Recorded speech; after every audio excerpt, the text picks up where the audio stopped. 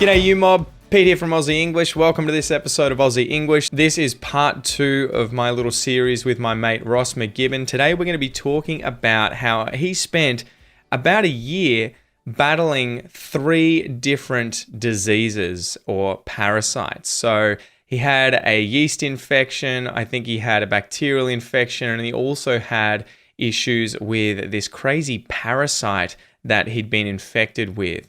And it's just been a really incredible story. I've been chatting to him whilst he's been going through this, and I thought it'd be cool if you share this on the podcast, mate, just so other people can learn about it. Maybe they're suffering from this and don't realize yet.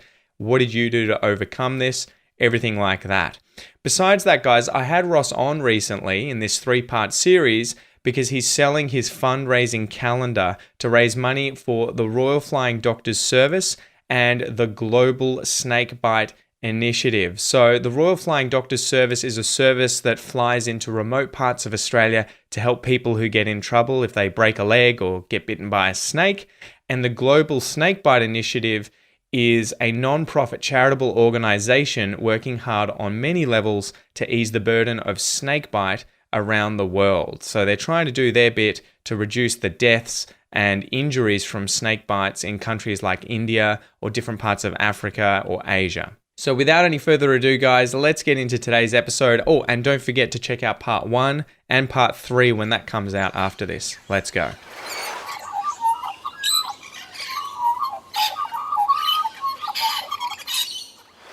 What happened with the gut issue that you had? You were mentioning this, and you told me this story, and I was like, man, you got to share this on the podcast because it's such an interesting story. So do you want to lay that out and tell us what happened? Yeah, so I was going downhill for about 12 months, health-wise, and I was he was just riding down a hill, just going downhill, mate. Just dropping levels, And I'm a very motivated, energetic, personable guy, but my energy levels were just crashing till I physically noticed something was wrong. I needed, hour nano naps every afternoon just to function. Lots of fighting with my partner at the time, and she was going through a heap of stuff. And sounds like you had kids. Yeah, basically might have got a test of what it's like to just nothing to show for it. Nothing to show for it, just bad health. And that was happening over about 12 months. And I tried to go away on a holiday with her and do some photography, and I was just exhausted, like giving up at 8 o'clock and 9 o'clock at night to go to bed and stuff, or just really struggling through it. And I just noticed something was wrong, and I went to a naturopath, described my symptoms, and they basically said, it sounds like you've got some gut health issues. And one thing that she straight away picked out was brain fog. Yeah. And that's where you're just really foggy, you can't absorb information, you can't think straight, and it's actually to do with gut health. It's that feeling, right, of almost like you haven't eaten in a day or two. That the average person may encounter that kind of brain fog, but it's usually when they haven't eaten for a long enough period that they're sort of like, ugh.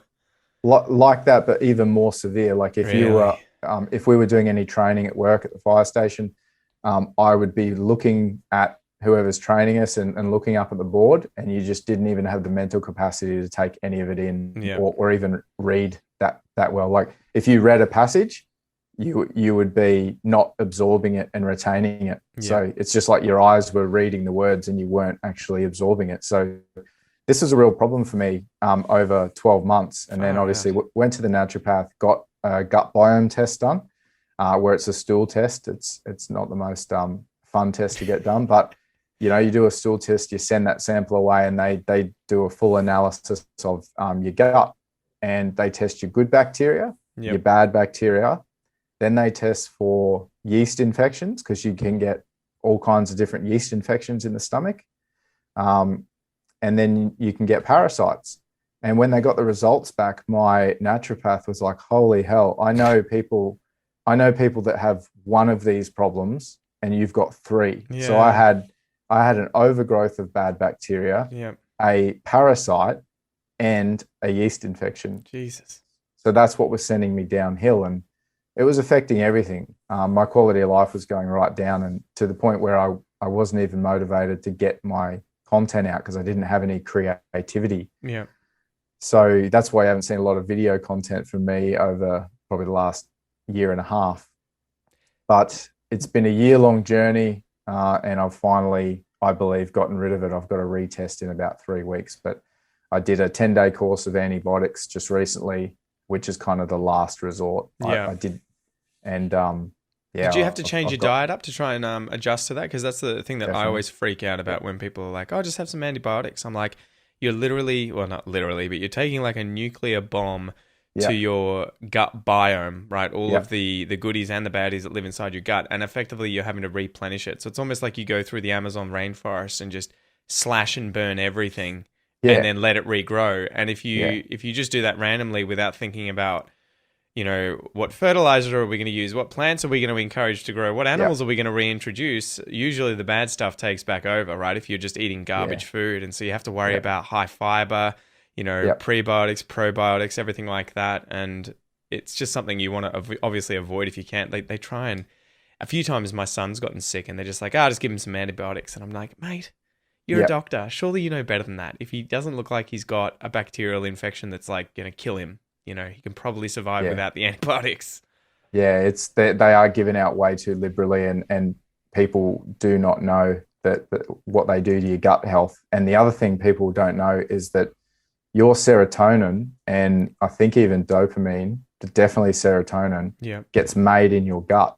So when you start having poor diet and especially problems like this, like the yeast infections and the parasite, when you sort of start any stresses that happen in your life, like there could be a death of a family member, or, you know, it can make you pretty imbalanced. And if your gut biome is out of whack, you can start to get depressed and anxious. So depression and anxiety is being linked now to gut health. Yeah, I think they've decided or discovered that there's a lot more to do with just an unhealthy diet. That's the reason that we have such higher levels of depression today than, say, 50 or 100 years ago.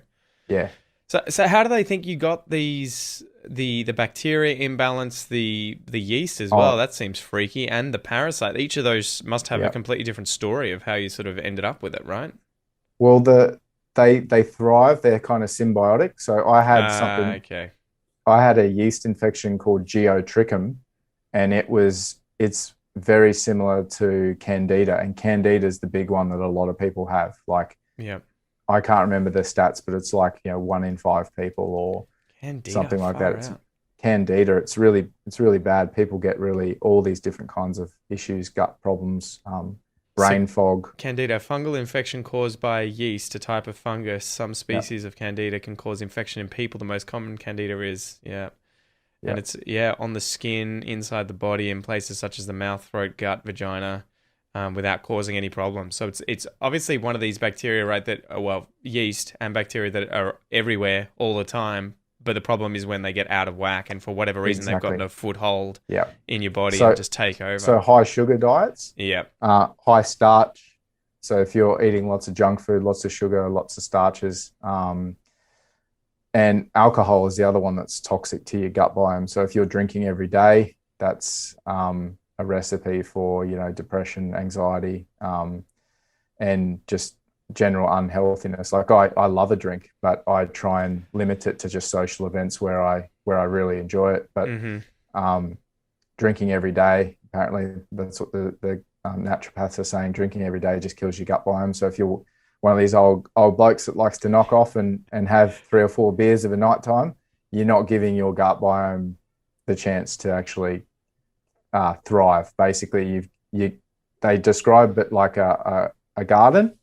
And you're letting weeds overgrow, and obviously imbalances are all sort of happening in your gut. So sugar, bad one; gluten, bad one; starch, so all your potato, like chips and stuff like that. All the best stuff. All the starchy stuff, you know. So all that for me had to go. And what I tried, I didn't tell you, I did 3 natural cleanses before doing the antibiotics. So over 12 months, it took me to get rid of this parasite, and hopefully it's gone. I feel like it's gone. But I had to do all this work on my diet, and no alcohol.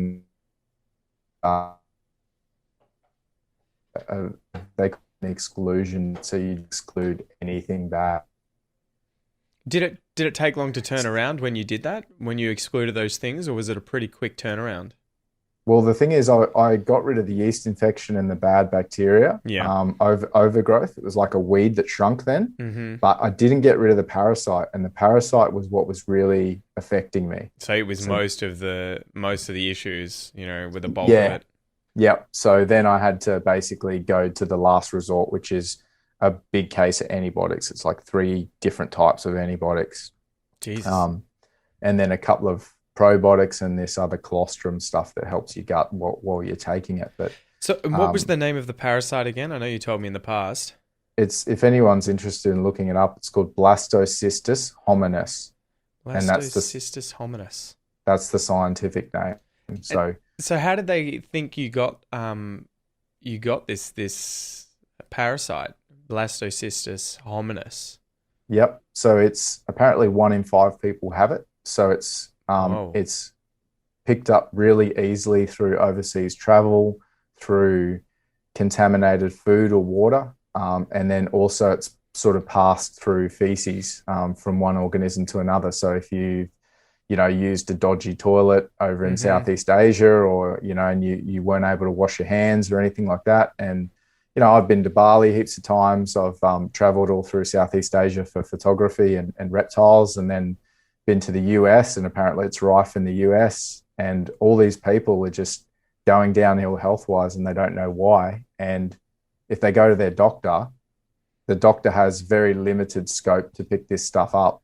Whereas, well, the symptoms must be so broad, right? That it must be so difficult without all of these analyses and tests and everything to work out what it actually is. Like, you'd almost have to do genomic tests where you look for the actual DNA of this parasite, and then you're like, well, I guess that's it, as opposed to what are your symptoms, Well, the problem is the diagnosis. If you go to your general GP about this stuff, unless they're following gut health research and they're getting into those alternate therapies, and they're happy to send you to a naturopath or something. But the current model for the health system is basically you go in, you see a doctor for 10 minutes, you describe your symptoms, and then he writes you out a script, which is just a band-aid for the symptom. Yeah. And that's how it works, just churning people through the health system and giving them drugs that they probably don't need. And because I went to a naturopath, the naturopaths are the ones that are starting to really clue onto gut health and how important it is. And then the medical doctors are kind of slow to recognize it. But if you go to your GP, they're going to do blood tests on you. They'll be like, they'll just probably put a band-aid on the symptom unless they really know about gut health. Have you seen that recent show that came out by Michael Mosley? So he's, I think, a doctor from the UK, but this was on SBS. I watched this the other day. I think 2 episodes are out so far. Australia's Health Revolution with Dr. Michael Mosley, and he's effectively gone around talking about diabetes, type 2 diabetes, and showing that it's reversible. It's much more linked in with your diet and lifestyle than you just end up with type 2 diabetes and you're stuck with it for life. And so the show kind of goes through him giving it to himself because he's already been susceptible to it, and he's had to change his diet previously in his life. And then he effectively just has a sort of normal Australian diet for 2 weeks and then gets pushed into type 2 diabetes range. And he's just like, shit, that didn't take long at all. And then reverses it just by cleaning his diet up. And so he's helping these Indigenous people and everything. But it was just amazing because he talks to a bunch of politicians and doctors and people behind the diabetes website, with advice from Australia. And a lot of those sites and everything were just like, this is a condition that will not change. It's a progressive condition that needs to be treated with, medication, and we don't know why it's caused. And he's just like, bullshit. Yeah. That's bullshit. We do know why. It's too much fat around your pancreas, too much fat inside of your belly, as opposed to under your skin, and just an unhealthy lifestyle, which effectively underpins that. And once you take that into account, within a few years, you can regenerate your pancreatic health and your liver health and everything like that and get back to normal. And so, there is definitely a problem with the current health model. Without going too into it, there's a great book by Chris Kresser. Yeah. And it's called Unconventional Health. I think you sent this to me recently, yeah. Yeah, that's a really good book on basically how screwed our health model is. And, as I described, you go in for symptoms, they put a Band-Aid on it and they give you drugs. And that's pretty much it. Well, and that's the problem of having You know, the pharmaceutical companies so well off and their incentives yeah, in all the wrong places, right? This is why cannabis is illegal, when cannabis has yeah, so many good uses, with not even just, in terms of drug use with getting high or anything like that, but I think it has like 460 compounds in it that can be used for all sorts of things. yeah, CBD is a really big one for, can treat epilepsy, all this sort of stuff, but there's no money in it because the drug company can't, um, they can't patent it and say yeah, no one else can do this. Anyone can just get some cannabis and grow it in their backyard and treat themselves effectively. And sure. so there's no incentive for the companies to be like, doctors, make sure you prescribe this. We'll Yeah, take you on a cruise and we'll yeah, give you all this money. Just make sure that you send patients our way. yeah. If you want to see where our health system is going, just look at America. Oh, it's And horrifying. their stats with diabetes, and if you include diabetes type 1 and 2 and pre-diabetes, so basically they're on the way to getting it, Yeah. it's something like 80% of their population. Yeah, it's insane in And terms of just fast food in it's yeah, conjunction with yeah, just that mentality of you treat illness with medication as yeah, opposed to lifestyle changes. yeah. I think the biggest takeaway, and this is something that I've really hammered home over the last year of journeying through, like I've lost 10 kilos, I've got all my energy back, I'm thriving now.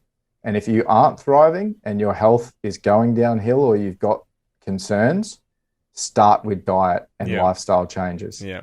and go and see a naturopath, because they're the ones that are going to help you do that. Or even there's whole jobs now being created called a health coach. Yeah. So they're not a naturopath, but say they're people like me who have maybe PTs where they are right into health and well-being, but they haven't gone to university and got the naturopath thing. So there's health coaches popping up now, which teach people to cut away stupid fad diets and fix their health themselves, because we're in this lazy, I don't know, this lazy mindset of like, we need everyone else to fix us. So if we got a neck problem, we go to a chiropractor and he goes, yeah, you need to come and see me three times a week for the next 2 months.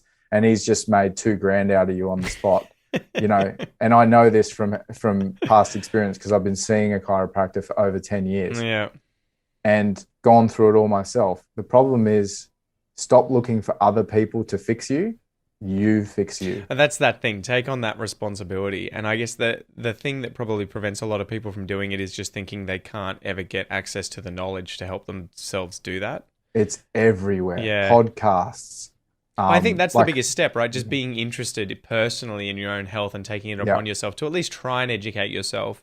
You can always check in with GPs, with naturopaths, with whoever it is, friends, family, and ask for their advice. But don't be afraid to get second opinions and then take everything on board and try and make an educated decision yourself, right? As opposed to just outsourcing it. And it's the same with people learning languages. I remember even when I was at school learning French and Chinese, I always thought, I show up at class, the teacher teaches me, I learn the language. And it was only later in life when I started picking up French and Portuguese that I was like, no one's going to fucking help me. Like, this is all on me. I'm the one that has to do the hard work. I'm the one that has to go out of my way to do all this. A teacher's not going to teach me anything if I'm not there taking responsibility for what I'm learning. Yeah. And so what changes from when you're at school? When you're at school, you're just taught to pass the exam. You Yeah. show up to class, the teacher teaches you. You're not really interested in the subject. You don't really care. They're not teaching you stuff like financial, like how to manage your money. They're not teaching you how to manage your health. or just how to learn, right? Logic 101 and how to learn. As opposed, they're much more inclined to just be like, we need our students to get past this exam and that's it. Yeah, because we want them to go to university and we want them to go into this job. Yeah. But if I have a completely different outlook to learning now as an adult than I did when I was younger. And I'm one of those people that I have a 40-minute drive to work. So it's either audiobooks or podcasts. That's over an hour and a half a day, or nearly an hour and a half a day that I'm learning on the way to and from work. Yeah. Podcasts, audiobooks, and then, reading as well. It's like reading an hour investing before money, bed. right? Except you're Yeah. investing in your own knowledge and learning. You're just like, Yeah. that's, another hour and a half in the bank, another hour and a half in the bank. And it Yep. just slowly builds up like compound interest. Yeah. But if you're not interested in your own health, generally what you're going to get is chronic diseases or chronic health problems. Well, yeah, you'd be pretty impressed, right? If someone who had no interest in their own personal health just happened to maintain a healthy lifestyle. It's almost like that would be a total fluke. Yeah, no, you got to put the work in, and like, honestly, it's so worth it. I've put the work in over the last year, and I've got myself back to thriving again. Like, I remember listening to a podcast with Hugh Jackman on it, Mm-hmm. and he was just talking about the boundless energy he's got and his healthy routines and how he lives his life and what he achieves. And I was just like, man, I envy that guy and how much energy he has. And then I sort of looked at how much I had, and I'm like, why am I 10 years younger than this guy and I'm needing a nap to get through the day, And that's what sort of got me on the path of like, okay, there's something wrong. How do I fix it? And then you've got rabbit holes to go down. Like, there's so much out there. And It's I know a strategy people game too, right? Almost, you have to treat it like you're playing a video game, except the video game's your life. Pretty much. Like, no one else is going to teach you this stuff, or no one's going to come and be like, okay, mate, like, here you go. You've got to chase it yourself. And like, I've got all this knowledge. I've got all these books. I've got all this stuff that I've learned, and I can't push it onto anyone. Yeah. But occasionally I'll get a friend that goes, oh man, I've got those symptoms, and then I go, oh, go and see a naturopath. And literally one of my mate's girlfriends has the parasite that I have. Jesus, she's been drinking your water, huh? From yeah, home. but completely different threads of life. Yeah. But she's traveled, she's, gone here and there and done stuff, and she's got this parasite, and she was wondering why she was so tired and lethargic and brain fog and all this, and she had the same thing. I reckon I'd go to the doctor and be like, I'm suffering from all this. Do I have a parasite? And they'd be like, yeah, you got kids. You got kids, yeah. But imagine if you're in my situation where you're already not 100%, and you then go and add kids to the mix. Dear like, God, do not do that. Yeah. No wonder why people are depressed, unhappy, their relationships, like we're seeing all-time relationship breakups. Well, I think the US stats are like more marriages end now than stay together, right? And you're just like, what is even the point? Why? Oh, that doesn't surprise me. They get married over there just like. All right, so that's it for today's episode, guys. Thanks so much for joining me. Don't forget to go and grab yourself a copy of Ross's calendar. He's doing this as a fundraising event. Remember, trying to raise money to help people who get in trouble in Australia and need the Royal Flying Doctor's Service, or people overseas who get bitten by snakes and need some help as well, whether it's treatment, anti-venom, all that sort of stuff. So you can go and get it from rmrphotography.com.au. And remember, it's a bargain. It's just $35, and you're going to get 12 absolutely phenomenal photos from around the country in Australia of different animals, a lot of them really venomous snakes. So anyway, guys, thanks again. Make sure to check out the other episodes in this series when they come out, and I'll see you next time.